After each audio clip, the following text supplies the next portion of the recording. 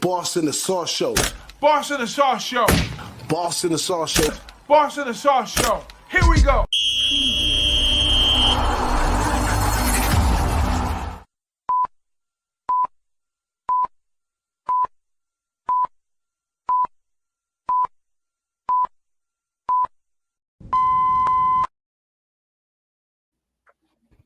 What up? What up? What up? We are back at it. Another Friday right here, man. It's beautiful to have these guys with me. It's beautiful that college football is shortly on its way. How's everybody feeling today? Doing good, man. Good to be. I missed you guys last week, unfortunately, and I'm getting back in from Alabama. You see, I got the Bama cap. This probably be the first and only time you see me wear it during the Boston and Sauce Show, of course. But I'm doing great, man. How's my guy Wine doing? How's Wine doing? I'm good, fellas. I'm with the Boston the Sauce, so everything's good this way. I'm looking forward to breaking down the SEC, man. We broke down the Big Ten last week, like my guy Dutch Boy Fresh would say, like a pound. So it was fun doing that, but I'm excited to get back with Boston and the Sauce today, breaking down the SEC. It's gonna be a fun time, man. Sure. Absolutely, man. We got our guy Justin in the chat already. Smart Bunny Bets is in the building right here. Everybody know they're going to be coming. Matter of fact, let me send a tweet out to everybody on Twitter. Like and subscribe. I know it's more people than we got in the chat in here right now, so go ahead and do us up real quick as we going to get ready for this one. So going into this one, I think there's no first-year coaches at all in the SEC this year, which is strange from the temperature that it was just shortly a few years ago, where it looked like every right and left there was a coach either getting fired or hired or something different. But I guess that climate is settling down. But the funny part to me is that I mean, usually they used to give these guys at least, like, at one point in time about 5 years before they start mentioning fire. And then, I always said that a coach needs at least 4 years to bring his full system in and, get rid of the old players and implement everything. But now you got coaches that they want to get out their seat in 3, which I think is not even giving some guys enough breathing room to make a difference. So, but it's all a big money game, man. It's crazy nowadays. Let's try to make some sense, guys. Y'all ready for this journey? Let's get it on. Let's go. I'm ready. Let's go and jump right on into it in the thick of things. We're going to try to get out of here a little bit earlier today. Here we go with Georgia. Kirby Smart, 10th year. Last year, 11-3. He returns 5 on offense, 6 on defense. I mean, it's not much you can say about Kirby. I mean, he's basically doing the same thing, rinse and repeat, that he's been doing for years. Some years it works a little better than others. But on one end of the stick, you can't really trust them. But then on the other end of the stick, it's like a brand, and they could possibly change things around at any moment, at least going into a season. But I say they get 2 losses this year, just kind of following for the last couple years, and it seems like they're on the slow decline. And, they got a whole bunch of changes, quarterback. I mean, it's pretty much the same thing. He's going to get rid of some guys. You're going to think that he got rid of too many guys, and he got another stack of those guys just waiting. So, I don't know. It's kind of hard for me to figure out here. I'll just be taking a good eye at Georgia for the most part at the beginning of the season, maybe find a couple spots I could take advantage or win with them somewhere. How about you, Wine? I mean, how much did they have to offer Marshall to come play in Georgia for week 1 of college football, man? I mean, they're a 40-point favorite here against Marshall. Marshall's doing anything I guess they need to bring money into that program after, letting the coach go and the entire team go. I didn't even break down Marshall this year just because of that reason. With that being said, going into this game, man, Georgia, Kirby Smart has been one of the best coaches in this decade of college football. He's kind of been the Nick Saban, I guess you could say, the last 7 or 8 years. I mean, this guy, when it comes down to it, they're always in the national title discussion. And bring back Gunnar Stockton, who, in my opinion, he took over for Carson Beck when Carson Beck goes down last year. I'm not a big Gunnar Stockton guy by any means. I think that this guy is a phony. I think that his mechanics are very sloppy out there.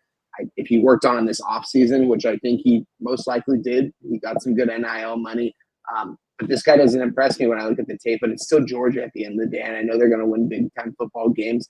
They return their dynamic running back in Nate Frazier from Mater Dei. They grabbed a fifth-year running back from Illinois who had 10 TDs last year, and Josh McCray. This Georgia team is a very physical team. I'm right there with you, boss. I see them winning 10 games most likely this season, which is a little bit of a step back. I could even see them winning only 9 games this season, but you still got Kirby Smart and a really good coaching staff, and they know how to win games. This is going to be a fun team to watch this year, but I do think they take a step back. What do you think about Georgia, Ragu? I think they're really young here, guys. But the common denominator, like you said, is always Kirby Smart. Kirby Smart, all he does is win. He's won 11 games, 7 of the last 8 seasons, and you got to go back to the COVID years when they won 10 games. So that's what they do. But it's a little different this year. NIL is kind of putting some pressure on, and when NIL was a thing a couple years back, they were very much stacked, them and Bama, so they really didn't do the portal thing for up until possibly a little more this year or so because of the youth that's involved. But they went out and they got some USC talent on offense. They're if they have a weakness, it's going to be them getting the offense going. We've seen it happen last year. We were betting against Georgia early on because they were very slow in the early going in games trying to cash tickets. So they weren't good at covering numbers at all. I could see more of the same this year, but as far as wins go, you want to dangle at 9.5. That seems awful tempting to bet the under against Georgia this year. But I'm still going to pump the brakes on that. I think they get real close. I still see them probably getting the 10 wins in the SEC. Right now Texas is the big dog. Georgia's probably a close, number 2. So that's saying something, with the win total and what they got going on. So yeah, I could see Georgia, going deep into the SEC run. There's always tough games that they're going to come against, but I think they make some improvements on defense. I think secondary is all world. The front line is going to be good. It's just the question marks on the quarterback. There's plenty of talent in the wide receiver room, which is awesome, and they got some solid tight end stepping up. So. And the run game is going to be where it always is with them. So I could see Georgia, like I say, competing for the SEC championship late in the season with Texas. Yeah, Doc. I forgot to mention, too, that they grabbed Zachariah Branch from USC, who, kind of was supposed to be a really explosive player for them. It's going to be – I'm curious to see what Kirby Smart and Mike Bobo do over there to get him the ball in open space.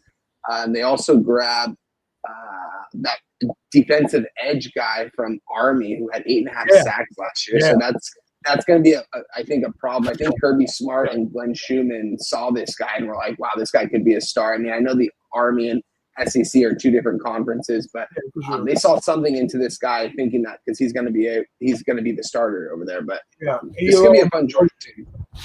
Elo Dozy. Just like when FSU went after Verse, he played at Albany, upstate New York. They're going to find talent. Talent's going to show out on the field. Yeah. I see. We got a Bama. A Georgia fan in there says they're going to kick Bama ass this year. My man Justin. Shout out to Nicholas Handy in here. He has the Orioles minus on the run line in his pocket. So nice. Shout out to you. Justin said he needs the Orioles over 9.5. That's what's up. But to answer your question, Wine, thanks to good old AI. Marshall's getting $1.7 million to go play Georgia, which is a pretty good ticket. I know so well with what happened in Notre Dame last year, but you can pay for an ass whooping every now and then. Let's take it to the next team, man. We'll try to keep it brief today. We got a few less teams, but we're gonna jump through it though. Texas, man. Here we go right here. Steve Sarkisian. I can say his name 1,000 times. You can put the best players on the team and still kind of rubs me the wrong way. But 5th year here at Texas, last year 13-3, returning 4 on offense and 7 on defense. So, this is a much talked about team. Archie Manning at quarterback. I'm not body and I'm not sold on none of this stuff. Archie Manning, he played a couple games last year. I didn't see that much explosivism. I see a whole lot of name and all that kind of stuff carrying him along. Yeah, I mean, he may be great, but I say it just hasn't been proven yet that he's as talented as people's putting him on a pedestal to be. But the key in Texas is really the defense. Anybody that watches their games and know their strong point is their defense. They returned 7 on defense, and they got a couple other guys. So I don't know. Texas can they can play fast or they can play slow. So they can walk their way to some short margin victories, and they can blow a few teams out. But I'm not sold on Archie Manning. I would fade it, but coming out in the first week with such tough competition in Ohio State, I don't want to be involved, to tell you the truth. I'm not a fan. I'm not a pure fan of either one. I'm a fan and respect the game, but those are not my teams. So I'm not. No reason for me to bet. There's too much food on the table. So I'm off of Texas.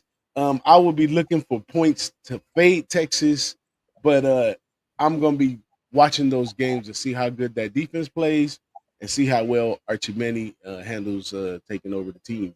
How about you, Wine? Yeah, this is an interesting one. Steve Sarkisian, he's pretty much the play caller there. They have an OC and Kyle Flood. Kyle Flood's more of on the offensive line. This guy's probably the best offensive line coach in college football outside of LSU's offensive line coach. This guy's just been bringing in talent and developing it for a while now. Crazy that Sark has been here for this long now. It doesn't seem that long at all. It just seems like he's calling plays in the NFL and at Bama and USC. It doesn't seem that long ago. Manning, though, enters year 1 as the QB1 for the first time in this offense. He knows this offense pretty well. He's been in it for the last couple of years. I'm right there with you, boss. I think there's a lot of hype in him and not a lot of tape that I've seen that sticks out to me, thinking that this guy is a future number 1 overall pick. Although that still remains to be seen. He's in a great situation. My big thing, though, is the defense. They returned middle linebacker Anthony Hill, 6'3", 240. This guy is probably the best linebacker in the nation. This guy's going to be a top 15, top 20 pick in this year's draft. He had 8 sacks in 2024, 59 tackles, 4 forced fumbles, 1 interception. This guy is just an absolute stud over there, and this entire defense is stacked. They do return running back junior Quatravian Wisner, who's coming off a 1,000-yard season. He'll share carries with C.J. Baxter. They have a fairly young wide receiver core. It seems like they lost a lot of wide receivers last year due to eligibility and the draft. But they have a lot of 4 and 5 stars on this roster regardless. This team is very talented. To me, though, man, is Archie Manning this good to win an SEC title like in his first year? I don't know. I've got to see it on the field. And, guys, there's no better way to see it than Texas, Ohio State in week 1 in a hostile environment in Columbus, Ohio. I personally haven't capped this game yet. This is one of the games kind of waiting on. But it's going to be a fun game. And what a way to test Arch Manning on the road in his very first start as a Texas Longhorn. Being the quarterback one entering this season, knowing the offense, it's going to be really fun to watch, guys. I'm excited to break that one down week 1. But this Texas team is good. Take it away, Doc. Yeah, I think they're a lot better on the defensive side. I know they're got a lot of moving pieces back and forth on the offense side here, but they're not the. I'm not going to say they're the creme de la creme.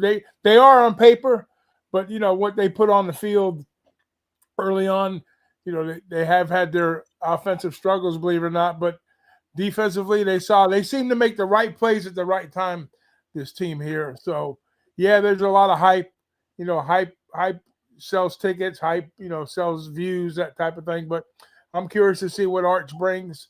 I know, like I say, defensively they're solid, and right now they're supposed to be the king of the hill in the SEC. They're getting all the glory, but I still think until you take somebody who's got a track record like Smart, to be the man, you got to beat the man, and they have to show me that yet. So I'm not a buyer on Texas right now, even though I know they kind of snuck into the 2023 year. 2024 should have been their year also. So yeah, they're getting better. They're getting more consistent, and they're going to be a force to reckon with without a doubt. But whether they run the table and take it all the way to the top, I'm not a buyer on them right now. But they'll definitely get 9 wins for sure, maybe 10 possibly. Yeah, that's pretty much it for Texas. It looks like we all on the same synopsis about that. But I just want to add that you know, I'm trying to capitalize off of the social media and the markup on a lot of stuff because of social media. So these type of things like this Texas thing, it's just been getting around too much in the media hype, and we gotta fade those, man, because a lot of it just be exactly that, media hype. Let's keep it rolling, man. Bama, baby. My man Big Ragu just back from Bama. Kalen DeBoer, one of my well liked coach, like him a lot. Second year last year, he was 9-4. This year's he returning 7-8 in your second year, coming after somebody like Sabian, shows that you can retain a lot of stuff as well as his new recruits. But the most important thing with this team that is going to come down to, because we already know they have the players and the staff to play defense. Um, Big question at quarterback with Ty Simpson. How well he does will determine a lot of what kind of team. But one of the most biggest impacts that is not as much in the media, but it is that DeBoer gets his offensive coordinator back. And you know, if you've seen anything of what DeBoer did at Washington, what he did at Fresno State, these two dudes together make a good tandem. So I'm expecting. I'm going high with Alabama, even if they fall off somewhere in the middle of the season, catch an L to somebody unexpected like they've been doing the last few years. I think they start fast this year. So it's official. Just before the show, I knocked it in. First week, Alabama -13. I'm in for that one. Big Ragu, I'm gonna let you start this since you got a little Bama. I know they trained you well down there on Yeah, the man. Bama I'm stuff. speaking. I think I'm drinking the Crimson Tide juice. I was up in Bama for like 3 days for work, so I like the hat. I said, yeah, I'm a hat type of guy, so I threw it on my head and I took it on the plane with me. So when they play FSU week 1, though, this hat's coming off. I can tell you that. But regardless, hey, I give DeBoer a lot of credit because who wants to be the guy to follow Saban after probably the GOAT of all college coaches? You know, arguably with what all he did was win, and I give him a lot of credit. And you know what? I think he did a pretty fair job his first year, all things considered. You know, winning 9 games. You know, and the SEC is a pretty decent feat. And some of those games, you know, that like I think they took a pretty big loss at Oklahoma. You know, that was just a flat performance for them. But otherwise, they're looking at 10 wins. But not many coaches do it. What he's going to try to do back. I think Jimbo did it when Bobby retired. Like the next year, he ran the tables. You got Ryan Day stepping in. You know, after our guy, what's his name? Urban Meyer. Urban. Yeah. So I mean, can it be done? Sure it can. And he's got talent to do it. You know, they've got players. Like you said, the quarterback, you know, a lot of pressure on his shoulders with Simpson. And, they bring in Haynes from Michigan, you know, who was, and they got Jam Miller returns, you know, as their running back. And their wide receiver room is always great in Tuscaloosa. So, and the Alabama front 7 is going to be dynamite. They make it up on defense. They got great secondary. So, and I think they've held teams to an average of 25 points or less every time out. And when they do that, they win games. They win like 11 out of 13 prior years. It allowed fewer than 20 points 8 times last year. There will be more of those type of games this year, I believe. And defensive coordinator Kane Womack settled in with more depth and experience this year because he left the head coaching job at South Alabama where he was like 23rd, averaging 21 points per game last year, and then 28th, averaging 28 points per game in 2022. So he's got 1 year under his belt in Tuscaloosa, and they came 9th, averaging 18 points a game. So they're solid defensively built. I think they move forward this year a little bit. This is a 10.5 win team with a 5-win schedule. So what that means is they've got 5.5 guaranteed, and they got to eke out 5 more wins somewhere. So I think they do it. You know, the schedule. I think they've got a better schedule this year too. So the schedule won't get in their way this year. So I think it's all Bama, roll tide. Let's go. Oh, Well, y'all heard it here now. Wine, what do you think about this one? Yeah, I'm right there with you guys. My only question mark for this Alabama team is at the quarterback right now. You know, Keelan Russell was supposed to be the starter, being a true freshman, being the 5-star guy coming in. Right now in the depth chart, he's listed as quarterback 3, which makes a lot of sense. I thought DeCorian Moore absolutely made him in high school. If you watch any Keelan Russell tape, every single throw was to DeCorian Moore, who's now, you know, the wide receiver 1 over at Oregon as a true freshman. Ty Simpson, it looks like to be the guy entering this season. I mean, listen, grabbing Ryan Grubb, giving him back after, you know, he left for the NFL last year with Seattle. They let him go after 1 year. This is right where he needs to be as an OC calling plays for a college team. And this is his guy. This is Kalen DeBoer's guy. Like, they go together like peanut butter and jelly, if we're being completely honest here. I like this duo. I like that they brought in Isaiah Horton as well as wide receiver.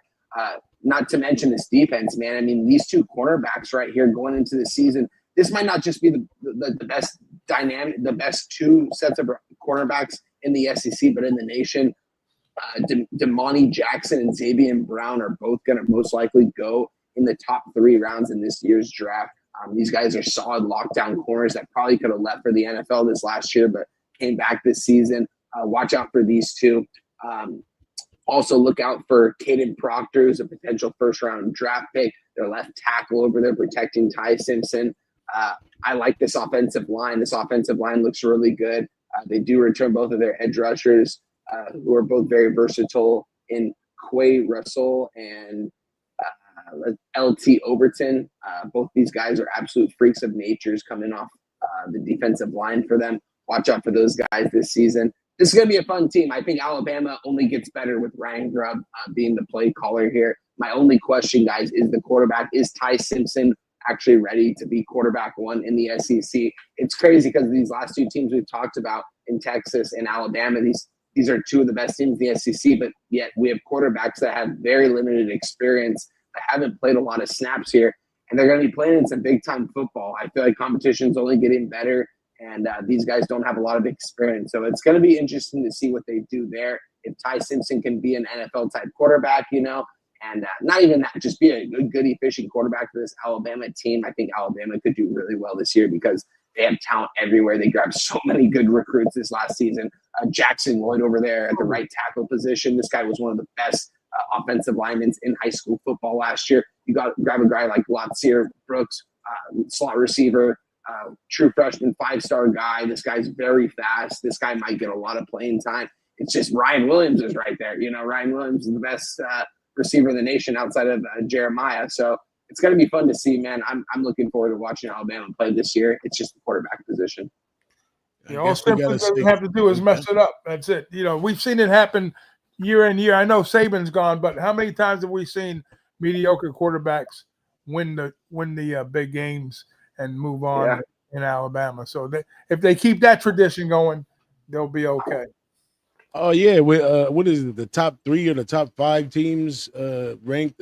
Ohio State, Alabama, Georgia, all have quarterback woes. Yeah. So, but they have some of the best potential. They have some of the best receiver rooms, running back rooms, and all this stuff. But it's just not happen to have a quarterback. But in a lot of these offenses that they run today, it's possible. You know, you run a lot of RPO, you run a lot of quick throws. You know, you don't need that designated player to make those throws to further in the season when you're trying to come back victories and all. Now you need to be able to touch down the field and all that kind of stuff. So starting off, it'll work out for them. I'm definitely going to see Bama doing some stuff early. Keep it rolling over here to Oklahoma. Now, when I cracked open my field steel and ran across this, I was kind of surprised to see Oklahoma this high in the rankings over here. I don't see any merit that they really should be right here, other than the schedule that they have and the urgency right here for Brent Venables. Brent Venables, you know, they pay a lot nowadays for OCs and DCs and stuff like that. So, you know, you look at our guy Chip Kelly. You know what I'm saying? You can go sit down somewhere and do what you do best and not have to worry about carrying the team on your back. And Brent Venables might be that guy. You know, he might be better at a different spot. Last year, 6-7. Fourth year returning 8-8 though. That's something that I'm usually high on. But it was nothing last year to turn over to this year that we should like. The offensive line wasn't doing good. The defensive struggled a little bit. They do bring in a new OC from Washington State, and the quarterback Mateer, I'm not a fan. I'm not sold yet on you either. So I really I can see this team starting off very good. They have a really soft schedule at the beginning, 4-0, maybe 5-0. Then they got a bye in there somewhere too. So they're gonna look like oh, the Phil Steels and the smart guys were smart. They look so efficient. They look this. But when it comes down to conference play, you talk about 6, 7, 8 games in the season, you're gonna see the true Oklahoma. Who want to go next on this team, man? I'll take it. Yeah, go take ahead. it. Take it. You go. Go ahead. All right, boss. I'm not gonna lie, you hurt my feelings a little bit there with John Mateer, man. I was really high on John Mateer last year at Washington State. You guys know because I talked about them on a regular basis, and I said how this guy was going to play at a Power 4 conference here very shortly. And yeah, what do? They bring in the OC from Washington State. What a move that was for them as well. Another interesting thing to keep in mind, guys. Do you guys know who the running back coach is for the Oklahoma Sooners? It's DeMarco Murray, ex-Dallas Cowboy running back not too long ago. Has the job as the running backs coach. Pretty interesting. Venables is going to call the plays on defense. This guy's a defensive mind. This offense was a mess in 2024. They grabbed, in my opinion, a top quarterback in the transfer portal and in the country, and John Mateer. This guy's a gamer, and he's a winner. He's electric with the ball in his hands, it seems like, whenever he's under pressure. Don't get me wrong, this is going to be a major step up in competition, guys, but at the same time, we kind of saw that with Cam Ward coming over from Washington State to Miami last year, and we saw how successful he was with guys around him. What else do? They bring in a future NFL running back in Jaden Ott. I love this guy at Cal a couple of years ago. Last year, took a step back. He had to come back for another year because he probably wasn't going to get drafted this year. They have a pretty deep offensive line and grab a few guys in the portal. This offensive line can stay healthy and be consistent. I think John Mateer has a really good season. They bring in a lot of freshmen as well. I like this Oklahoma team, honestly, going into this season. They grabbed edge rusher senior from Florida State and Marvin Jones, 6'5", 255, had 4 sacks last year to pair for their starting edge rusher, Mason Thomas, who had 9 sacks last year for this Oklahoma defense. So expect this defensive pass rush to be pretty good. They've got a pretty deep linebacker room as well. They didn't grab any defensive backs in the portal because Venables said he believes in the unit that he had last year. He came out and said that he loves the secondary, so I'm sure he's going to have a lot to say with that. I like this Oklahoma team. I think they take a step forward. I think they kind of have to. If not, I think Venables most likely does get fired, and he doesn't get here because this is a big job here at Oklahoma. And I think bringing in Washington State's OC and John Mateer, it only makes sense. Like, it's kind of like, we need to have a big year right now. And you guys worked together last year, and we saw magic happen offensively, and we need that here. And they grabbed Jaden Ott. Like I said, Jaden Ott last year took a step backwards. He wasn't good last year. So was he healthy? That's the big question. But I actually do like this Oklahoma team this year. Take it away, Doc. Yeah, I'm a seller on Oklahoma again this year, only because if you read the tea leaves a little bit with the way this team has been handled and the way Venables is recruiting, they're not landing their top recruits. Overall, I mean, I know they lost their top recruit again this year. So Venables is not getting the job done on the recruiting. I guess I get the NIL part because, the alum's going to fork out the cash to get certain players. And like you said, with Marvin Jones and other players, they got decent pieces, but collectively as a whole, they have not been putting the product on the field. And yeah, they have some stuff in the works. I get that part. But I mean, last year, every year is a little bit different, but they lose to Tennessee big. South Carolina destroys them. Ole Miss blows them out. They collapse at Missouri. LSU destroys them. And then that ugly bowl game with Navy. So they left a real bad taste in my mouth going forward. I think if their offensive line doesn't make major improvements this year, I think you might see Brent Venables, this could be his last season. So they're going to have to show me a lot of stuff on the offensive side. I think defensively they'll be okay, but you know what happens? The offense always puts your defense in peril, and especially when you get into these third quarters and things are not going right. That's when stuff gets ugly, and that's what happened to this team last year. I'm hoping I'm wrong, but they're gonna have to show me before they make a believer out of me. I see them in the bottom third in the SEC, so I'm not a buyer in Oklahoma at all. I gotta see make a liar out of me and make me a believer, but as of right now, I'm selling on Oklahoma. Yeah, and like I said on the schedule right there, Illinois State, Michigan could either be a banger bust. I forget the other team. Then they play Auburn, it was also banger bust. And it, like I said, like they beef them up a little bit. They do well at the beginning. They look well, but then they have a bye. They play Kent State, and then they have to play Texas, and that's when the going get hard. That's right. Yeah, they gotta play Michigan, but Michigan is banger bust. They got a lot of moving parts. We talked about that last week. They got a lot of moving parts over there. They could be really, really good, or they could be the same as they was last year. But I think Texas was a little more SEC ready. They might be this year. This could be the year that Venables gets over the hump, and I'm hoping they do. Like I say, big improvements on the offensive line. Hopefully, if that offensive line holds up for them, then they should be a bowl eligible team this year. But I got to see it first. We'll see, Venables. Next up, we got my ex-coach over here, Brian Kelly, $100 million coach on the hot seat in his fourth year. But he's kind of going according to the same stuff that I go by. So in his fourth year, he does return 8-8. He has a top ranked quarterback in Newsemeyer. He's really set up to go. He just really has a lot of people that don't have a lot of faith in him. And that's why he's not ranked as high as maybe he should, because everything else on paper looks great. You know what I'm saying? There is some little hiccups with the offensive line, but that's what he does. He puts together great offensive lines. That's that falls right into his skill set. So I think he'll be okay right there. The goal for this team has to be playoffs. It's playoff or bust, because like I said, they got a decent schedule. Kelly's on the hot seat. I wish him the best. I really wanted to take him the first week, but that's another game where it's just not worth it. It's not worth it to get involved. I'd rather just sit back and watch and see. I mean, Kelly being the coach of Notre Dame for so long, I know some of his high points is that he prepares well. He's a good friend with Bill Belichick.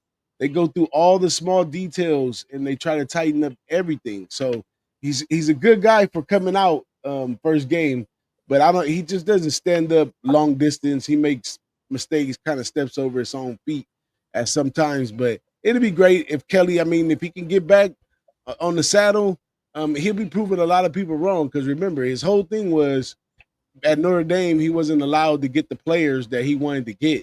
But now it's NIL, so that's not even to be talked about anymore. But he's in LSU where he's getting the players he want to get.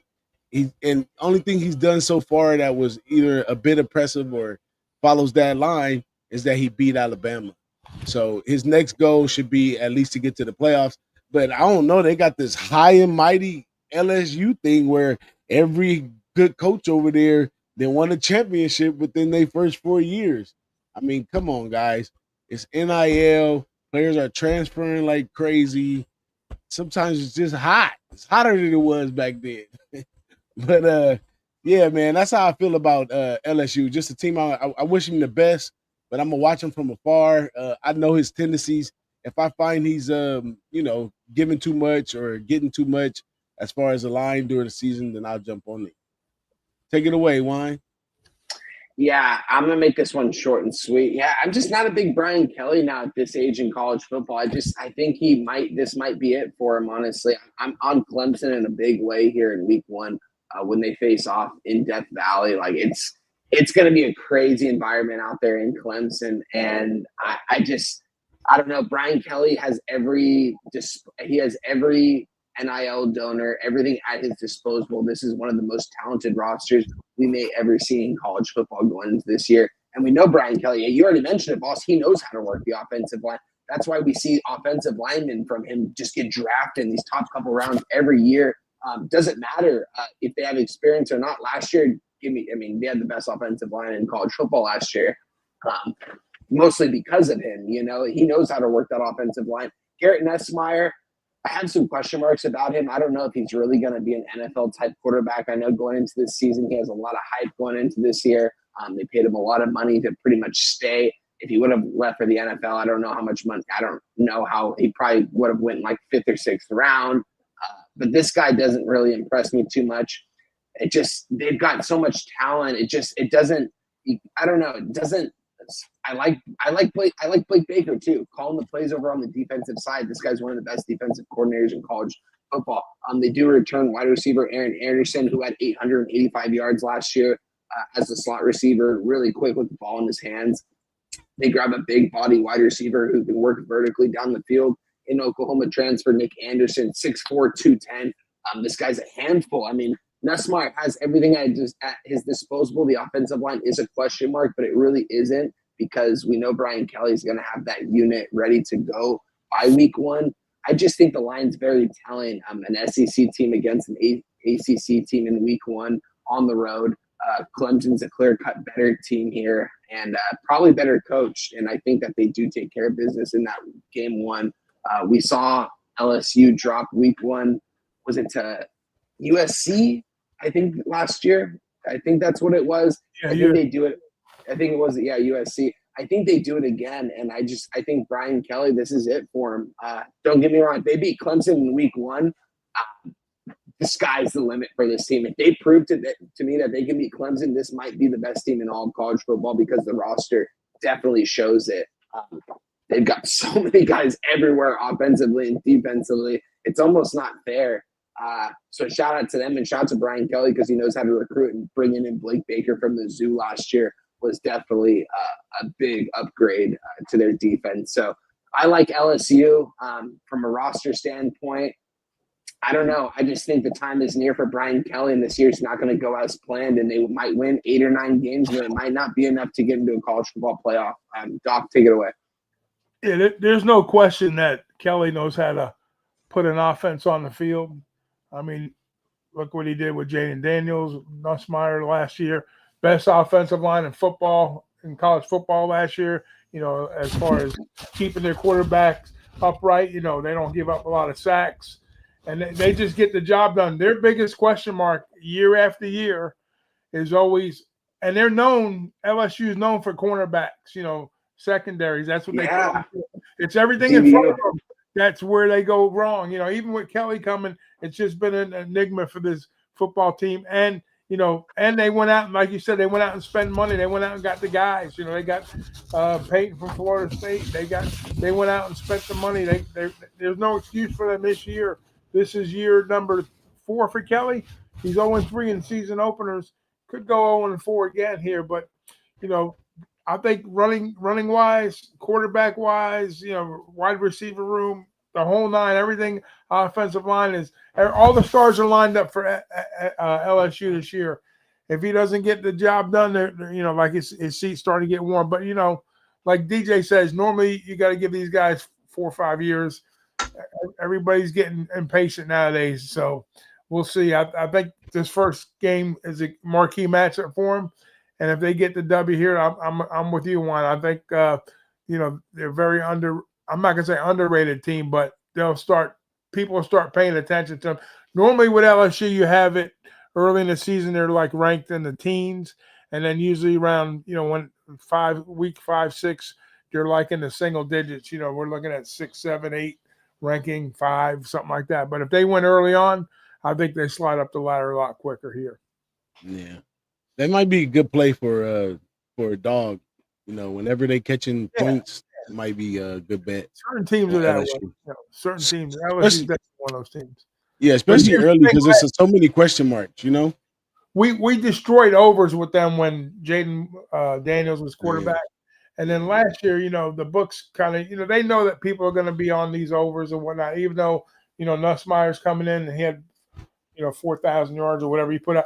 But shit, they were a strong under team last year, games that they were involved with. I think they cashed in like 8 or 9 of the unders last year. It was a big under team. So watch how they come out of the gates this year on the defensive side, because the defenses are obviously contribute to the overs and the unders.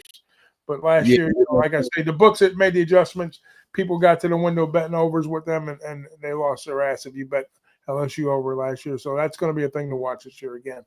Yeah, and Brian Kelly, he can't coach the defense. He learned that at Notre Dame. That was one of the most pivotal things he did, is when he gave up trying to be too involved on the defense. So if he could get the right staff in there for the defense and they hold it down, he got enough offensive talent to be a dominant, as a matter of fact.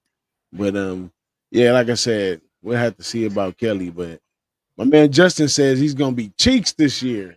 You cold, Justin. Let's keep it going, man. Texas A&M. I had a chance to see them in the bowl game versus USC with what was his name, Connor Wegman. He was not a good fit. I seen the works of Mike Elko work. Like he's it's hard to describe, but he's really good at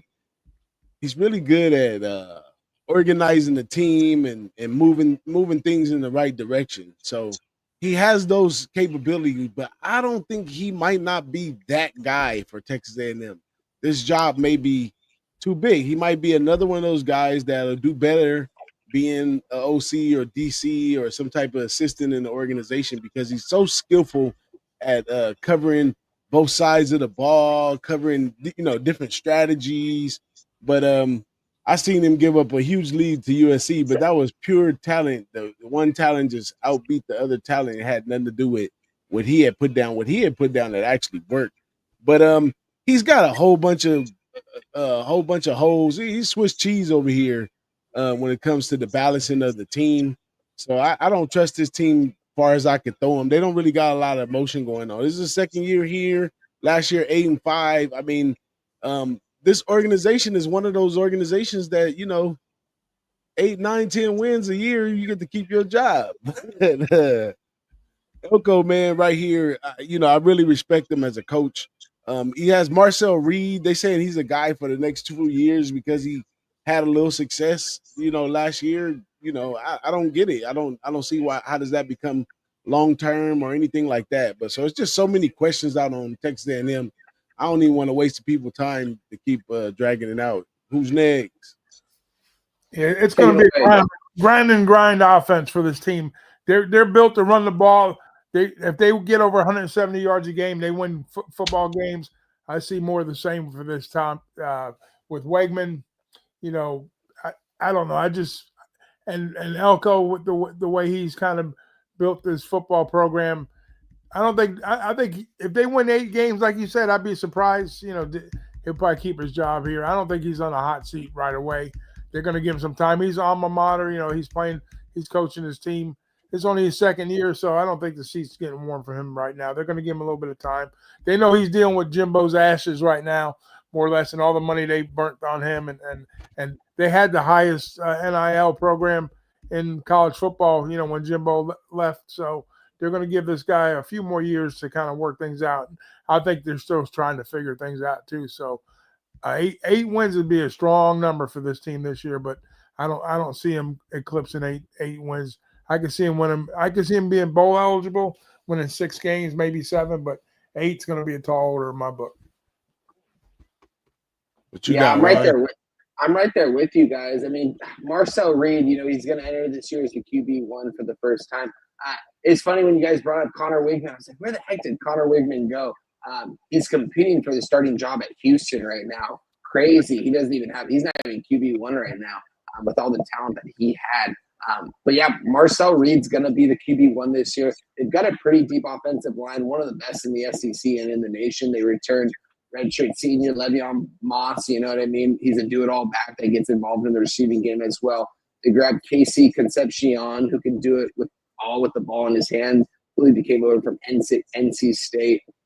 My thing is, if he gets double teamed, they don't have a lot of options to go to. And this defensive line last year, when we talked about these guys, was one of the most talented defensive lines we've seen. Going into this year, I have a lot of question marks about him. They grabbed true freshman Marco. You're getting the echo. You're getting the echo, Wine.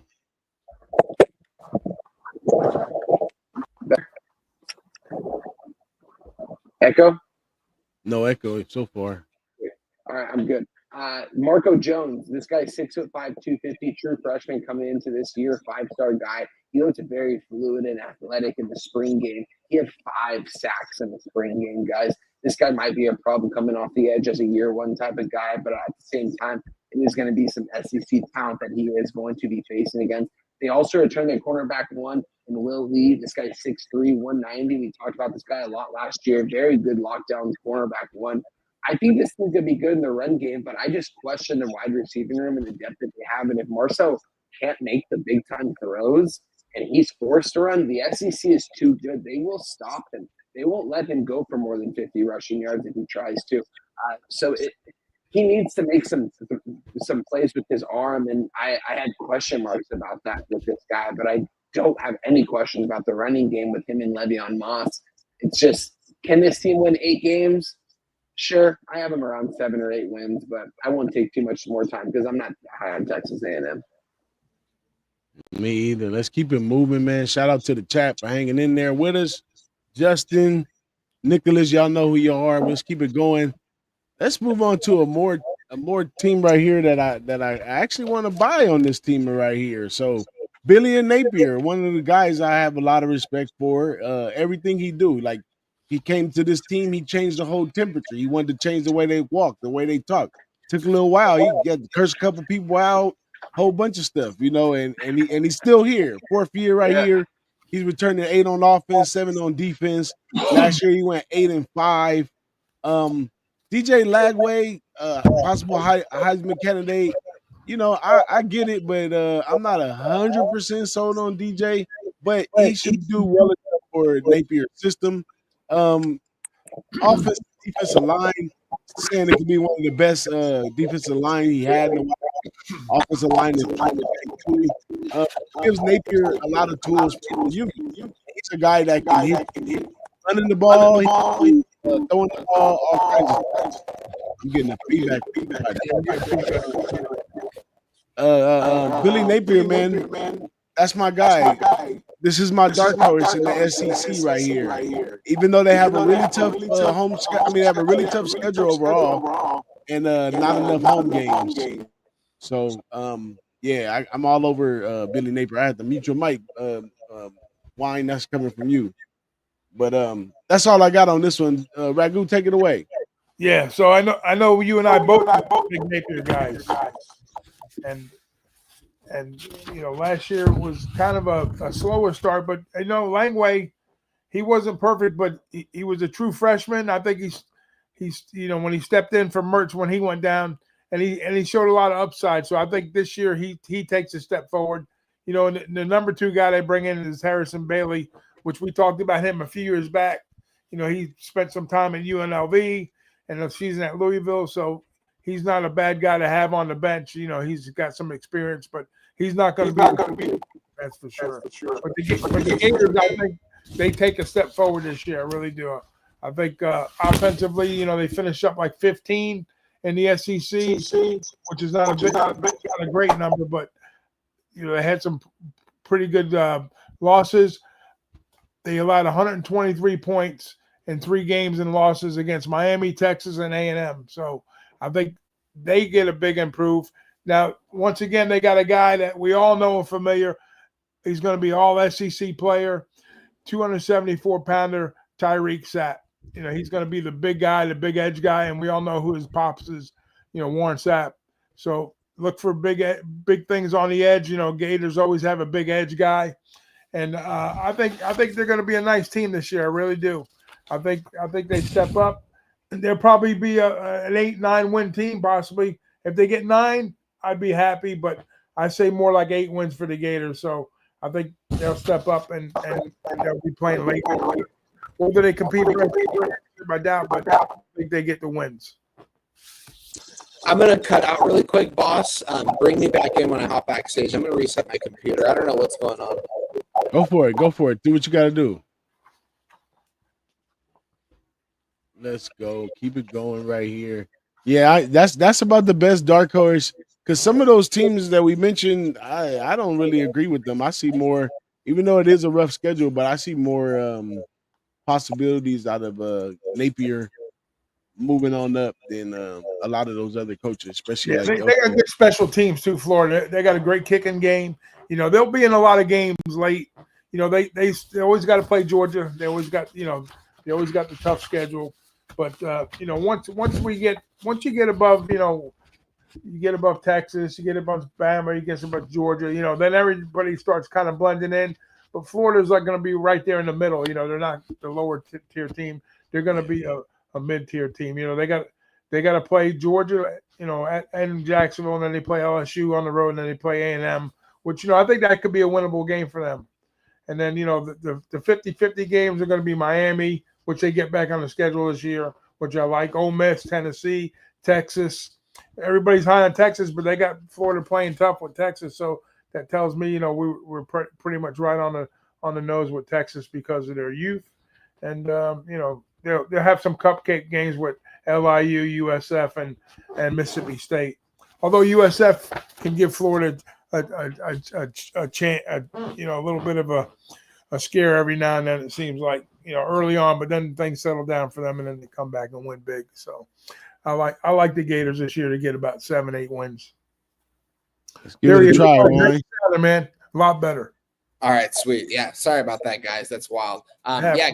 So Billy Napier, man, I know this. Whenever I think of Florida, I always think of Big Boss because I know Napier is his guy right here. Is that still echoing? No, you're good. Okay. Yeah, this is a big year for Billy Napier, man. He's on the hot seat here, but he's done a great job with the recruiting trail. He brought in 5-star quarterback DJ Lagway, 6'3", 240, enters year one. But this is really year one as the true quarterback one. He's got all the tools to be a potential first-round pick, man. He had a 60% completion rate with an average depth of over 12.5 yards per pass. Napier returns a very experienced offensive line with nearly all of their starters back. Key returners, DJ Lagway. They also bring back fifth-year senior edge rusher and Tyreek Sapp, 6'5", 275, had 7 sacks and 2 forced fumbles in 2024. This guy's a top 50 pick in this year's draft. Also bring back George Gum, 6'4", 255, had 5 sacks in 2024. They have a very deep offensive line, 8 deep out offensive line that they can easily rotate in and out.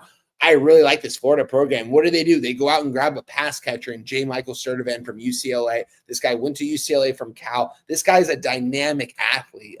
UCLA didn't – if they didn't have Bieniemy last year, man, so, you know, didn't want to throw the ball downfield. This guy was open on so many occasions, and this guy has the potential to be a top 30, top 50 pick in this year's draft if he does what he's supposed to do with DJ Lagway. I like what Florida's doing here this year, guys. This wasn't a team I was high on last year, but going into this year, Billy Napier did all the right things in the offseason. His recruiting, I don't know what he's telling these kids or what kind of money he's able to offer them, but he's bringing in some really good talent over there in Florida.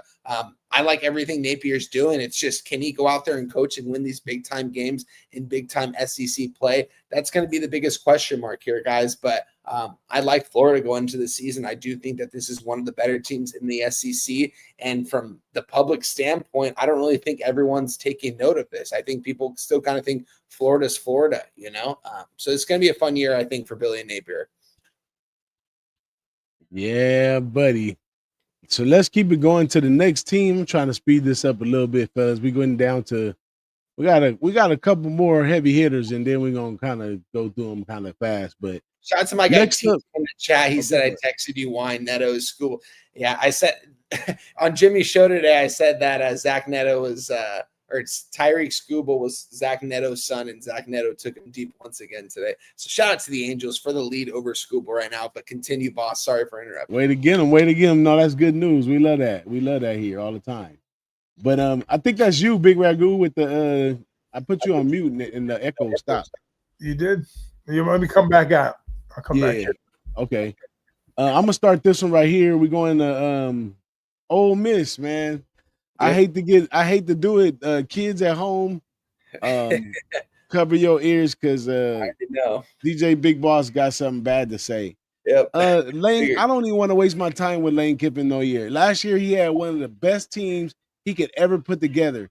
He had like 9 returning on one side, 8 on the other side, and he's been the portal king, and he added some portal to that too. And what happened? he still dropped the ball. Last year, 10-3. Returned 6-6 this year. I just don't trust nothing that Lane Kiffin is doing. And then it's totally true. What I think about the guy is he does all this and he's nonchalant about it. You know, he's just like, oh, okay, they got us this time. And I think you're gonna continue to get got. I think Lane is one of those ones that, you know, he got it all the way up, but he'll never blow that load. You know, he just can't do it. You know, it's something he did in the past or something is haunting him or something. I cannot trust this Ole Miss team. Now, I didn't jump on them last year. They did really good coming out. We made some money. But I don't even see those angles this year because last year was just so stacked. You had to trust them. But this year, I can't trust him at all. I'm moving far away from Lane Kiffin and Ole Miss. What do you think about this, Big Ragu? Let's see what we got. You got me back in? Yeah, I got you back in. So you talk about Lane Kiffin and company, correct? Yeah, the one we love to hate. Yeah. Well, hey, listen, Lane, he just won, 10 games 3 out of the last 4 years. He's kind of our modern day Les Miles, I would say. Wouldn't you say he's the riverboat guy? He's the riverboat guy. He's the guy you like to hate. I know. That's a good comparison right there. Yeah. I mean, in reality, he kind of bounced around like Sark. He rolls the dice a little bit, but one thing about Lane, he'll stretch the field on you, and he's gonna gamble. And I think in today's SEC, field of teams, I'll put it that way to you. He's gonna be right there. I think he's gonna be right there with the Florida team. He's a guy that's gonna get his W's, hate him or not, unless things kind of go off the rails. But I think the defense is still pretty stout in Oxford. So, and he's always a development type player. He had Jackson Dart for the years that he had him, and he's an NFL talent without doubt. But where they're going to, the offensive line, they're going to be picking up pieces. They brought some guys in from Arkansas and UAB to kind of fill some gaps there. But I think the defense, was number 1 in the nation, right, last year, and that's surprising. So I think the defense kind of props the offense up a little bit, even when they find their spots. And I think the win total for Ole Miss is doable here. Where they wind up in the bowl season, they'll definitely be bowl eligible here. But will they make noise at the top level? Probably not. But there'll be some spots we'll be playing on and playing against Ole Miss here. Ooh, you gave them some love. Yeah, I mean, you guys know me. I kind of like Lane Kiffin. Going into last year, I liked him as a coach. It's like kind of him, Rhett Lashley are kind of on the same level. I don't know. I feel like Rhett Lashley is kind of a younger version of Lane Kiffin, even though Lane Kiffin's not an old coach by any means. I just feel like they kind of have that same mindset. And it's funny that I like how you kind of describe Lane Kiffin. He's so nonchalant about it because that's how he is in the media and stuff. You listen to him kind of speak back to the media about like the criticism. It's pretty funny to like hear him. But Lane Kiffin, this guy knows how to coach. He knows how to recruit. He knows how to bring the right guys in. I just have questions about the quarterback, Austin Simmons. We haven't seen a lot from him. We saw him in the backup role, backing up Dart the last 2 years. So he definitely knows this offense. And Lane Kiffin has said nothing but good things about him. I just don't think you could really get better than the team they had last year. And this doesn't look as good. And they won 9 games last year, guys. So couldn't get over the win total at 9.5. You know why? Because I was on the over 9.5 minus 125. They had that rough loss at the end of the season. Was it to Mississippi State? I think it was. It was to a team that wasn't even 500 that took them out of the college football playoff, took them out of the SEC title game, all that stuff. We saw Jackson Dart cry on the sideline 2 separate times in that game. So shout out to him for that. But this is going to be an interesting one. I like Charlie Weiss at the OC and quarterback position. Pete Golden is only getting this defense better. It's just, I don't know if you can get better than what they had last year, and they won 9 games. So I don't see them winning. I see them winning 7 or 8 games this year. I won't take too much of your time up, guys. But 7 or 8 wins for this team. Yeah. Well, they got it set at 8.5, so that'd probably be a good underlook if they're sitting at 8.5. Yeah, I put those lines in early. They might have moved a little. Let's keep it moving, man. Tennessee, man, this might be an underrated team right here. Josh Heupel, 5th year right here. Last year they went 10-3. He's returning 5 on offense and 8 on defense. He looks at his defense as one of his high points. So I'm not sold on the whole media hype of Nico leaving the squad and bringing in Joey Aguilar, because at the end of the day, a lot of that passing that they do is a part of their system. It doesn't have anything to do particularly with what quarterback is back there. That's just how they run it. So I don't think they're going to decline a lot on that level. Will they get to 10 games again this year? I don't know. But what we can expect out of this Tennessee team is a couple upsets. I think they do. It's possible upset on Georgia right here. Couple other spots over there. What else? If Oklahoma hangs in tough, they could upset them late. If Florida hangs in tough, there could be some other stuff late. But I think Tennessee does okay right here. I'm a lock in with Tennessee. I catch Tennessee within 3, maybe 3.5 that's a big jump. But with 3 points, I'll take them with 3 points. Sometimes depending on competition, 7. But yeah, I'm a little higher than most on Tennessee right here. Anybody think Tennessee is a little better than they got out there? I'm not high. I'll let Juan handle it because I think there's a UCLA story behind this Tennessee quarterback situation, isn't there, Juan?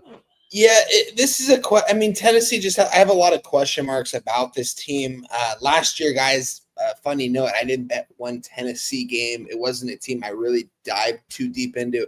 I didn't really even pay too much attention to Nico over there in Tennessee. Why? Because he didn't have to do too much over there. They had Dylan Sampson, who got drafted late, like the 6th round. This guy's going to be like a 3rd or 4th string. But I think by the time training camp and season comes, we're going to see this guy start getting touches in games, and we're going to see him come up with some big-time plays. I think a lot of rookie running backs this year, when they get their shot in the NFL, a lot of teams are going to be wowed by these guys because I think this is one of the deepest running back classes we've had in quite some time. So many running backs left for the NFL last year. A lot of these guys got taken in the 5th to 6th round. It was absolutely wild to see. Dylan Sampson was one of them. That's who they lost. They also lost Nico. They bring in Joey Aguilar, guys. Joey Aguilar wasn't even projected to be the starter at UCLA. It was between him and Luke Duncan. I watched Luke Duncan last year at the spring game when Garbers was the QB1, and me and my friend said, why is Luke Duncan not QB1? This kid's like 6'5", can absolutely sling it. 3-star redshirt junior, I think. He's just been in the program for a while, and he is quarterback too, very much. Nico obviously is the starter, but with that, let's just get back to Tennessee. Sorry. Tennessee, I'm not a fan of this team this season. I don't think Joey Aguilar was the really the recipe for success for this offense. They do return redshirt sophomore Deshaun Bishop, who shared carries with Dylan Sampson in 2024. Expect to have a really big season because he's going to get a lot of the touches. This kid's going to get a lot of touches. So watch out for Deshaun Bishop. But I have this team at about a 6-6 record, maybe 7-5. I have them under their win total, and I don't see this team. I see him maybe making a bowl. I see him taking a wrong step in the wrong direction. I'm just not a big Tennessee guy going into this season, though. I'm with you. I said my sentiments to you guys. I'm not going to waste a whole lot of time because whatever you guys said, I'm kind of lining up with what you guys got going, especially at the QB position. I mean, we're probably looking at a QB, 2, 3 on some other team here, so they're going to have big shoes to fill. Ever since Hooker's been gone, this team has been in a little bit of peril at the quarterback position. So they're still looking. They're going to be like a lower to mid level SE, even though they are a bigger program per se. I think the talent level is a little bit dropped off here, so it's going to be a rebuild year for these guys, and they'll probably be bowl eligible. They'll probably be 6-7 game winner here just by default. So not much. I'm not a buyer on Tennessee this year. Well, here's a little messy tidbit about the whole Nico thing.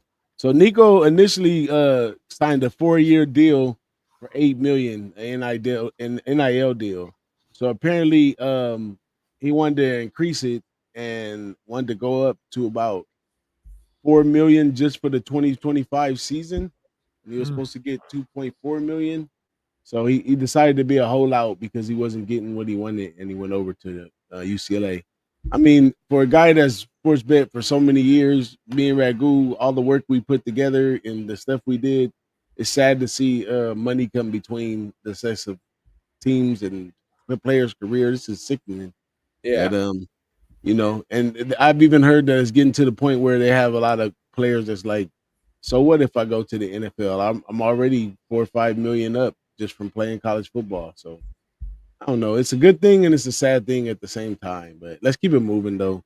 Yeah. Next up, there's going to be a time when the contract's going to be bought out in college football. That's next. Yeah, it's gonna happen. Yeah, unfortunate, but they got to fix it. Yeah, they already talking about it. They even said at the beginning that they would give it 3-4 years before they tighten all the nuts and bolts on it. I mean, guys, Will Howard was making more money at Ohio State, by 5 times as much as he's making as a rookie contract for the Pittsburgh Steelers in the 6th round. It's crazy. Yeah, it's wild.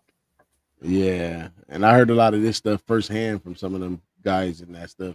But Shane Beamer, last year 9-4, returned 7 on offense, 5 on defense. They saying this is like a playoff for Buzz. This could be hot seat for Shane Beamer. They got the quarterback Norris Sellers. I mean, it's just so many titty tat stuff here with South Carolina. I don't see a true angle with this South Carolina team. I kind of predict the regression overall, but I don't know. Just a team I want to stay away from. Maybe they'd be a team that you bank on when they play at home. But other than that, I don't see no reason to dive in on South Carolina. Yeah, I'm right there with you. I mean, they're coming off a stellar season. I mean, Lenore Sellers, guys. I mean, this guy's stature. This guy looks like an NFL type quarterback at 6'4", 240. He's got every tool in the shed to be great and has the potential to be a first-round pick. He can do it all with his legs and his athletic ability. He needs to be more consistent, though, in the air. It's like him and the quarterback for Texas A&M. I have very big question marks on their arms, their legs. I can see it, but I just don't see it. But, guys, who do they bring in? They return Nick Harbor. This kid's 6'5", 235 wide receiver, insane size. Reminds me a lot of, if you guys remember this receiver from the Zoo in 2012, Dorial Green Beckham, ended up getting drafted in the 2nd round. Didn't make anything out of the NFL. He was just an absolute, you watched his athletic ability and watched him run routes, and it's like this guy's never ran a route in his life. But when he catches the ball, it just looks so pure, and he looks just like that. He ran for Team USA track. He declined this last year because he wanted to focus on football.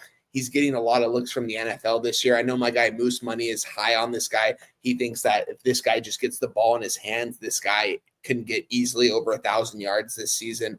You just got to put the ball in this guy's hands. So be a lookout for Nick Harbor. Other than that, South Carolina, I think they lose to Virginia Tech in South Carolina week 1. I'm going to be on Virginia Tech plus the points, plus 8.5, plus 9 in that game, and sprinkle money line. I think Virginia Tech's going to surprise a lot of folks in that game. Outside of that, though, nothing for me. Take it away, Doc. You're saying another ACC over SEC victory? Wow. oh, wow. I know that it's always a shit show when they talk ACC, SEC matchups, but you know what? I still kind of like Carolina here. I love the quarterback play. I still think the defense, lost some upper level talent, which they were stellar last year. One of the best in the SEC,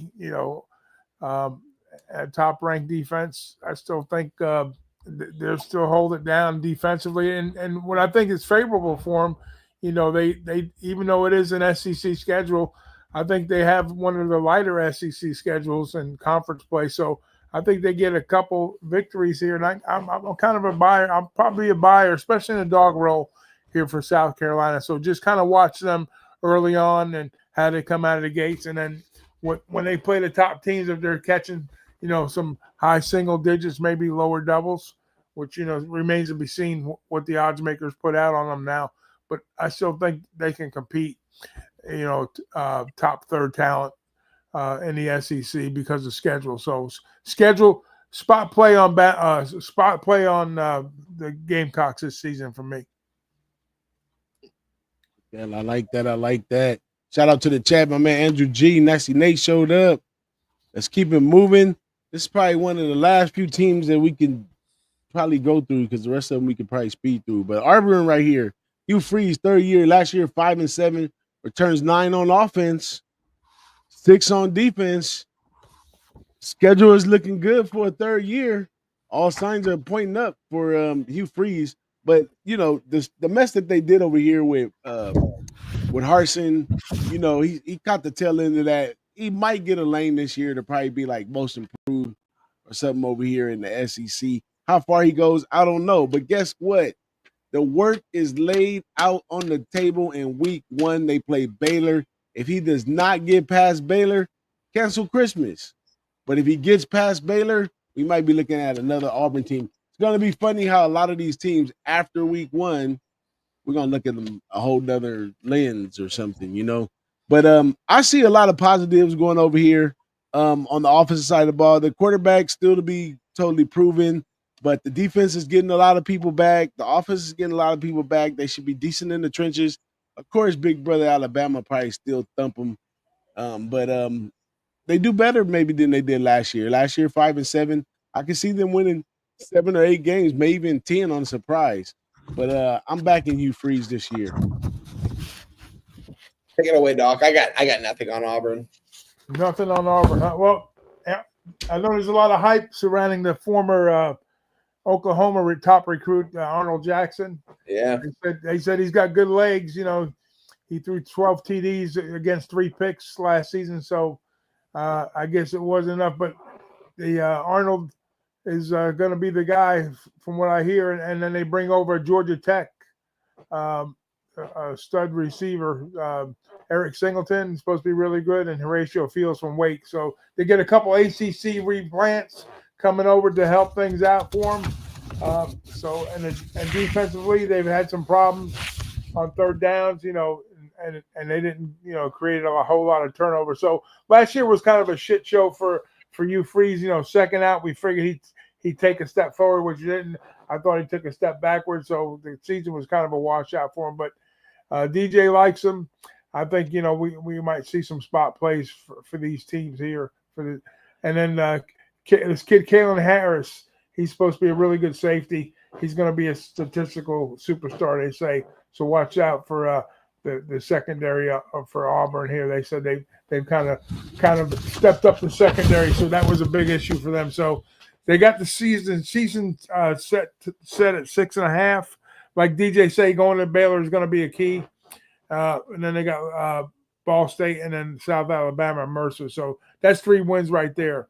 So if they beat Kentucky, they beat Baylor, they could be way on their win to 6.5 and bowl eligible. The key game for them is going to be Oklahoma. So they're going to go up against his former team, the quarterback. So we'll see what happens there. So we'll see. More than likely, 6-7 game season for them. And if they get that, they go bowling. Let's go. Let's keep it rolling. We're going to flip over to somebody that's really on the hot seat, and that's our guy, Sam Pittman over here at Arkansas. That's if he makes it through the season, he'll be doing great. But right now, he's on an actual live audition for his next job. I'm a Mountain West guy, and they bring in Taylor Green from Boise, and boy, I can tell you, that boy don't know X's and O's. He's a great athlete. He's a great athlete. But most of the time, he has to take the team and put it on his feet because he can't make the decision when he needs to make the decision as a quarterback. But they think he's great. They think he's the best thing since the French fry, and he's going to be their guy. But they said the same thing about KJ Jefferson, so on and so on with this Sam Pittman. Just one of those things that the guy that he is, the person that he is, he fits well into everything that they have going on at Arkansas. But when he's getting on the field overall, how long are we going to keep hanging on to this guy if we actually want to win some games over here at Arkansas? So I'm selling on them all day. They're last year they were 7-6. This is the 6th year. He's bringing back 7 on offense, 6 on defense. They're showing that I guess Sam feels the heat. So he's went and got some transfers. He's went and done. They even gave him a little money to do some stuff. So he's moving things around a little bit. As you can see up on the screen, transfer running back, transfer wide receiver, transfer linebacker.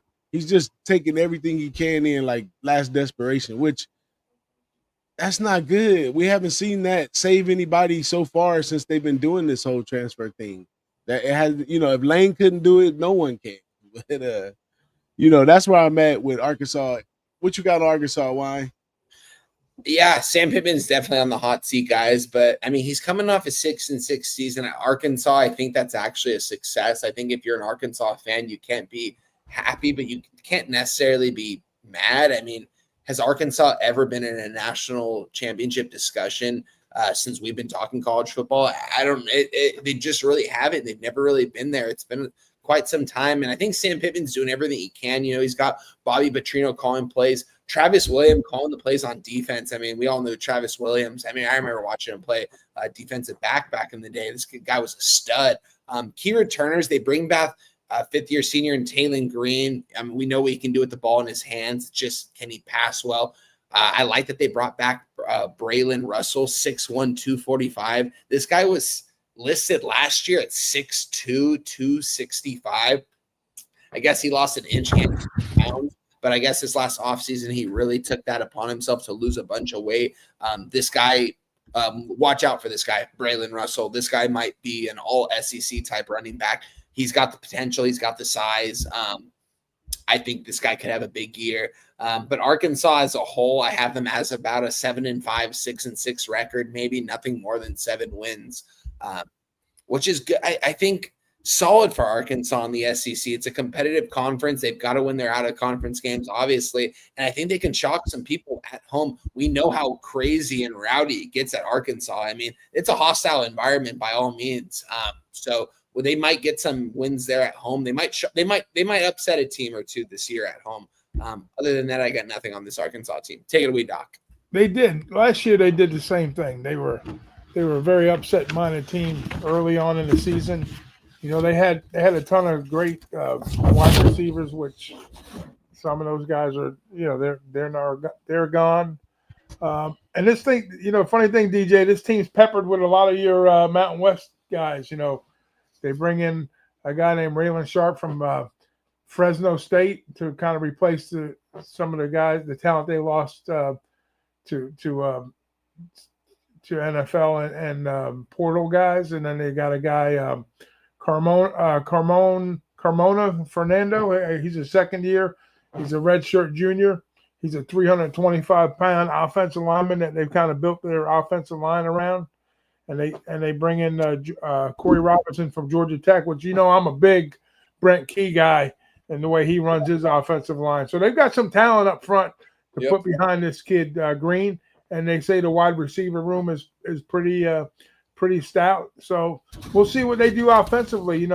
They've averaged like 459 yards of offense. I think the turnover bug is what really bit this team last year in a lot of games. So I think they step up here. They take care of the football. They might surprise some people. SEC is always tough, like you say. Nobody's talking national championship for them. So it's probably a good spot play team in dog roles, which I think last year early on they won some key games as underdogs outright. And when they win outright, they usually win by double digits. So take care of the football and get some good plus money opportunities with this team. Let's go. Let's keep it rolling. We're going to go right over to the Missouri Tigers where we got another 6-year coach. But I don't know. Is this guy's Drinkowicz? Is he has a hot seat or what? I don't see Missouri as a Drinkowicz. He's one of the longest tenure coaches in the SEC now that Saban's gone, and he's been around 6 years. I guess it's a long time now in the SEC, but he's like he's one of the top tenure top coaches in the SEC right now. So I don't think he's going anywhere right soon. Yeah, last year he had a decent year going 10-3, kind of a breakout. This was a really strong team down the stretch last year. On the offensive side of the ball and the defensive side of the ball, they were able to run the ball pretty well towards the end. I kind of liked them a little bit, but this year, I don't know, not so much. They do have a favorable schedule right here, though. If they can't make it, let's see, Central Arkansas, Kansas, Louisiana. Looks like an easy 4-5-0 to start things off, which should give them some good momentum going into the SEC play. And I think, they could be surprising, and they could also be on a downfall. So I'm not high on Missouri.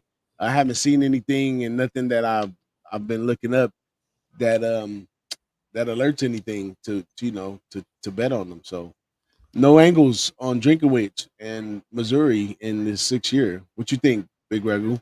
Well, They won 11-2 in 2023, and they went 10-3 last year.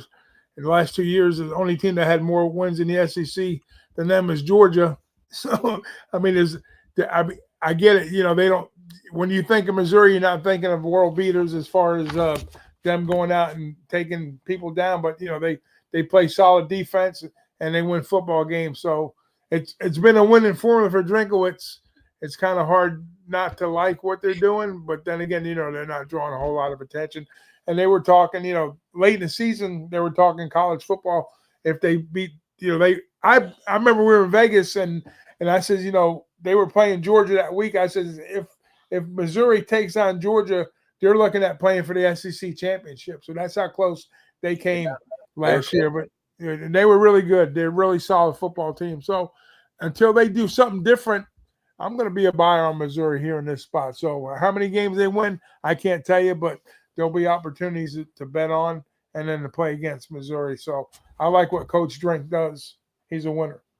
Yeah, I'm right there with you guys. I mean, Mizzou's coming off a 10-3 season, which is extremely impressive in Columbia. I mean, you don't see that happen often with Mizzou.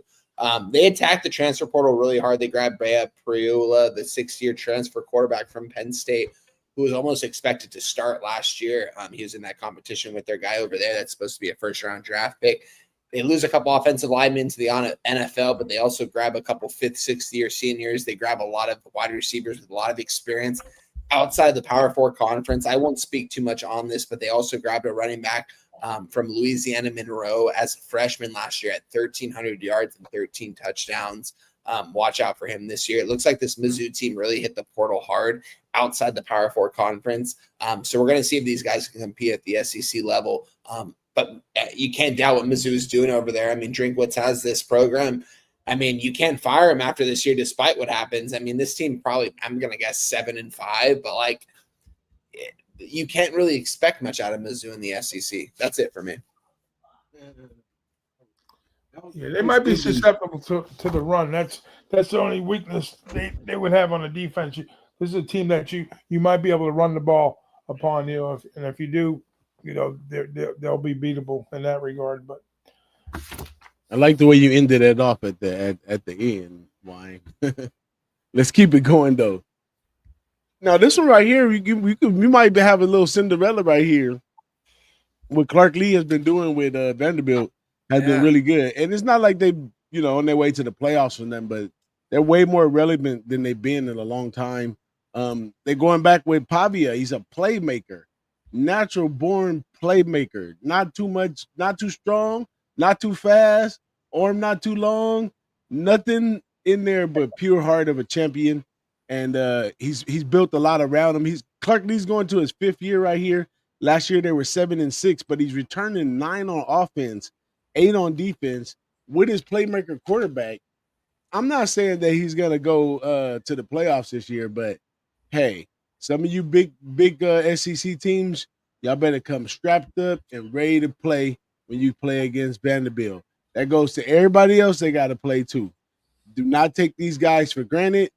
I mean, we might want to take them when they're the favorite, you know, instead of taking them when they're the dog. Because for the book to label them as a dog, they must gonna get their dog ass whipped. But if, you know, when they're as a favorite, they must know something as well. So looking to be favorable on Clark as a favorite going for the year. I said it first right here. Who-Bangin Sports Talk. Who got it next? Ask Alabama about them last year, right? They beat Kalen DeBoer's team last year, and they beat Georgia Tech. They beat some pretty good football teams last year, so that's a gutty team. You know, just they've always given Tennessee a fit. You know, when they play them every year. So this is a team that you want to be on the dog side of things, obviously. And like you said, maybe, you know, if they throw if they throw a long number on this team, you better be ready to bet them. That's all I got to say. But I'll be interested in the dog roll. Clark Lee, like you said, 5 years at the helm. So people just always expect them to be the whipping post of the SEC. Well, guess what? Not so much no more because they've changed the culture over there. And you know what the QB play like you said, he's a gunslinger, he's a gamer. So just be aware of spots for this team. We'll see going forward how they recruit, but as of right now, it's a buy-on team for dogs for me. Yeah, guys. Interesting enough, Virginia Tech, the first 2 games on the season are against South Carolina and Vanderbilt. I just realized. Pretty crazy here. And I believe Virginia Tech actually has both those teams on the road. Okay. So it's Vanderbilt and Virginia Tech. So that's going to be an interesting one in week 10 too. But yeah, very impressive what Clark Lee's been able to do at Vanderbilt. He brought in Diego Pavia, he's a 6th-year senior now, coming off a really impressive 2024 season. Returned their 2-way player star, Martell Height, who is their starting cornerback and wide receiver 4. This guy is going to definitely get involved in the pass game as well. They went out and grabbed 3 6th-year offensive linemen to pair with their 2 5th-year offensive linemen to protect Diego Pavia. They wanted him to be protected this year. It's tough for me, though. I mean, Vanderbilt, do we think they're going to win 8 games again? I don't think so. Do I think they can win 7 games? Absolutely. Maybe 8 games. It's going to be interesting to see, to say the least. Not too much on this team, but Vanderbilt will be a team that I think, like you guys mentioned, we can find some value on, especially at home. I think their home field advantage has gone up in the last year. I mean, we saw people selling out the crowd there at Vanderbilt that we hadn't seen in quite some time. So if they're getting more of that this year, then I definitely like that at home in SEC play, especially if they're getting points against superior teams. Which I'm sure they will. So that's going to be something to look out for sure. Because Diego Pavia he's a gamer and he's a winner. He wants to go out there and win games. He doesn't care about stats. He'll do whatever he has to do. He'll lay it all out on the line for his team and his teammates. Absolutely. Let's keep it going. We got 2 more. We just going to graze. Not much to say about Kentucky right here. Stoops had a horrible year last year, 13th year here at Kentucky. He's returning 8 on offense, 5 on defense. With the NIL, they got a little pressure on him. He goes in the portal, try to grab up some people real quick and build this team to try to get it on the road to go. I'm not sure that's the right method that's going to get him where he's trying to go. I'm going to follow the lead of all the experts who ranked them second before the last team in the SEC. Me and Big Ragu for years talked about how there's the top half of SEC and then the bad at the bottom get bad. It used to be Vanderbilt, but it's probably going to be Kentucky or Mississippi State right here. So I don't see much hope out of Stoops right here. Could he shock us? Absolutely. He's been around long enough to know what to do. But I don't think he gets back on the saddle. I think Kentucky starts thinking about changing the temperature and hiring a new coach in the future. I'm right there with you, boss. I think that they do have to hire a new coach. Mark Stoops, so this guy definitely knows how to coach, so he can shock some people. They grabbed Dante Dowdle, the running back from Nebraska, who had 12 touchdowns and averaged 4.3 yards a carry. Disappointing 4-8 season and 1-7 in conference play. This team doesn't look like they got much better. I like the cornerback duo and DJ Waller and Joaquin's Hardway because they both have a lot of experience. But outside of that, they did grab South Dakota State Defensive Player of the Year, who had 9.5 sacks last year, to pair with Cam Olds, who had 6 sacks at Bowling Green. But these are G5 conferences, guys, not Power 4 conferences. I find it hard to believe that they're going to be able to go against these offensive line against guys like Georgia and Ole Miss and Alabama. Bigger guys over there that they're not going to really be able to compete with. So I have very low expectations for Kentucky. I pretty much have them almost a loss on all of their SEC schedule. When I'm looking at the schedule, I'm like, this is a loss. Like they might win 4 games again this year and go 1-7 in conference. That's it for me. Yeah, they got this. I think their season. What do you got on board here? 6.5, whatever it is. I'm thinking season 6 might be stretching it, but to Stoops' credit, and he does have Brad White in 7th year DC, and I think they're kind of making some moves on the defensive. They're trying to bring back a hybrid linebacker from USC, I believe, is what I'm reading here. They got 1 running backs 1B, and they bring out Zach Calzada from A&M.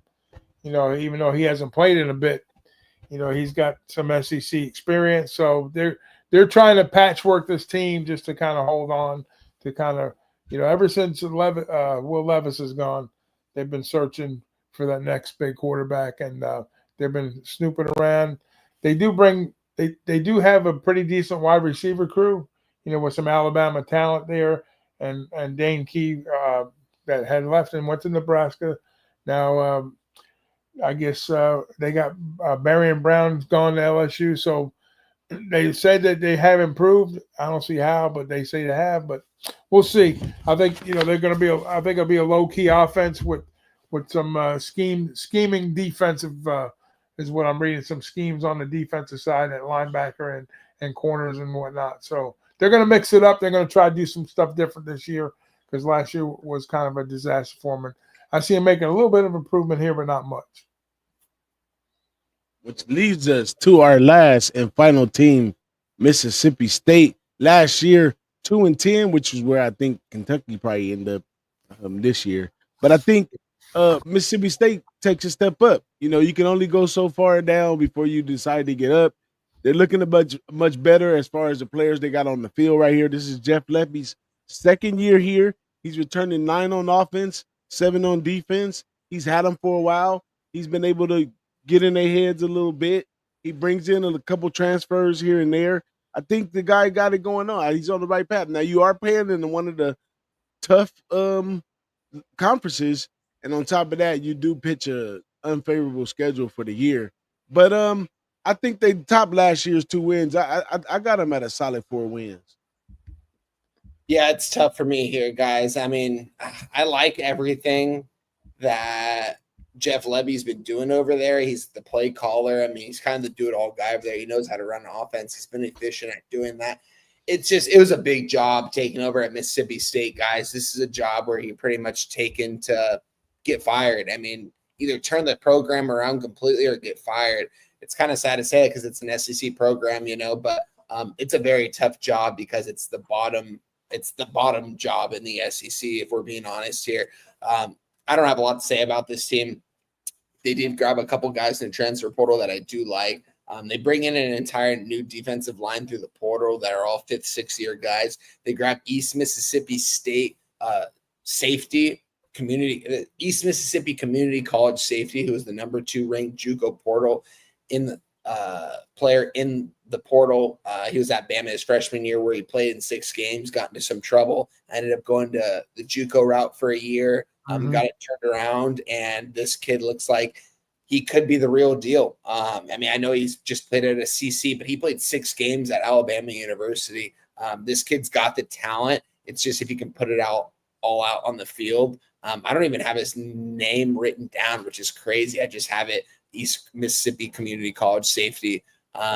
So that's interesting. I'm going to have to look at that after the show. But yeah, this team it's going to be tough to win here for Mississippi State this year, guys. It's going to be very tough. Here's the deal. Like you say, we like what Lebby's doing, and Lebby's doing what he does. You know, is coaching these kids up and getting more talent than they actually are out of the play. So he's getting more. He's getting every ounce of play out of these kids that he's bringing on board. But you know what? They got to play Arizona State, Georgia, Tennessee, and Texas. Those are 4 teams that were in the college football playoff last year, and their easiest home game supposedly is Ole Miss, and then possibly like Tennessee is the second easiest game. So they got a brutal schedule, and you know, I just hate to see these kids get their heart knocked out of them. Or they're gonna be up against it the whole season, and you know, it's gonna be a minute for this team gets back. It's an old program, dude. I think. Let's see what I was reading an article earlier. This team is 120 seasons of Mississippi State football. They've only won two seasons where they've won 10 win seasons, and one of them was Dan Mullen's team in 2014. Wow. Which is insane. But I remember, you know, Deuce McAllister when they played that bowl game in the snow with Ole Miss and Mississippi State. What do they call that game when they play each other, the rival game, or whatever the name of the game was? But man, it was a hell of a football game. And I think that was the year Dak Prescott was the quarterback. I hope our guy Mike Leach shines down on the team and get them the 4-win, man. Like yeah, man, let's do it. Those guys deserve it right there. But that's it right there, man. You guys did a hell of a job. We're in under 2 hours. I appreciate y'all time showing up, giving this to the people. Big shout out to the chat who's been with us since the beginning. And we still shout out to Andrew G, Justin. We had a whole bunch of pictures for Dave, Nicolo, Nasty, Justin. A whole bunch of people showed up for us, and we appreciate y'all truly from the bottom of our heart. But make sure you stick with us, especially when we switch over to Saturdays. We're going to be coming on every Saturday, following Wine Time and Moose Show over on Pub Sports. You're going to get the boss and the sauce and some wine time for the show right before the game start, man. So I appreciate everybody for that. I must run the promo for our AC trip. Everybody in this whole thing right here, we will be there in XAC for Breakfast with the Boss and the Sauce, Atlantic City 2025, y'all. I'm going to do the promo for my man, Dom Ricci, the New York native, is going to be there with us in Atlantic City. It's going to be a beautiful time. Here's the details, y'all. How's everybody? This is Don Gunn for Who-Bangin Sports Talk, coming to you with a special announcement. You know, we started thinking about it. It's been a good 10 years or so now since the whole sports betting, handicapping community joined forces with social media. You know, what started out really with Twitter and YouTube, it's really grown the community into numbers I've never thought we'd see. Then with the addition of IG and TikTok, it's really expanded. And we decided, you know, we've had plenty of trips, plenty of get-togethers with our same friends, with our same members of different channels that we hang with. We decided, let's do a bigger one this year. Let's invite all the channels, all the sports bettors that are listening to this promotion. Let us open it up. You know, if you think about it, we're all from different parts of the country. We all have different beliefs. We all root for different teams. We all bet differently. But the one thing we all have in common is we love sports. We love sports betting even more. And most we love taking money from that book. So join us this September, Thursday the 18th through Monday the 22nd on the boardwalk in Atlantic City for not only a sports betting meeting, not only a way to talk about sports and talk about handicapping and try to improve our game, but we also throw the legendary parties.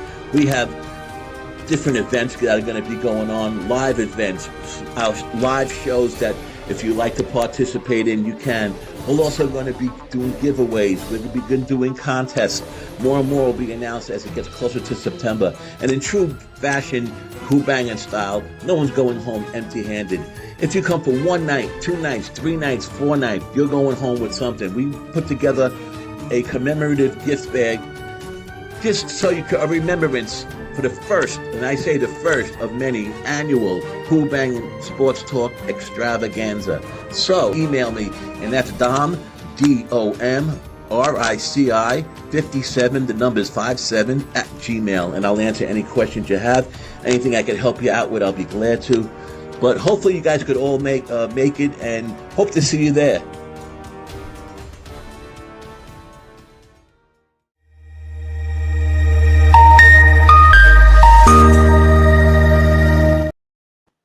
Big shout out to our guy Dommy Gunn, man, for the promo. Who does it better than Dommy? Nobody. Nobody does it better. Maybe you. That's about it. But we're gonna go ahead and get up out of here, man. I appreciate everybody, and see y'all next week. Peace out. The Boss and the Sauce Show. Boss and the Sauce Show. Boss and the Sauce Show. Boss and the Sauce Show. Here we go.